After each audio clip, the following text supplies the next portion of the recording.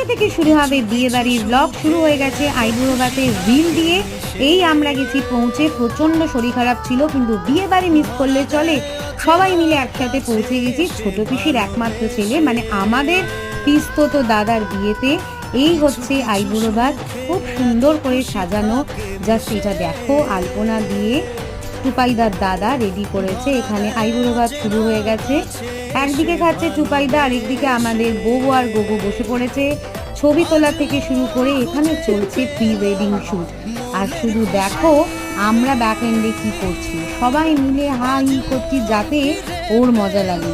অনেক দিন পর সবার সঙ্গে আবার দেখা, গল্প, আড্ডা।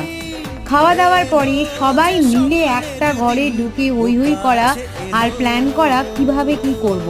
তো এই হচ্ছে আমাদের বর।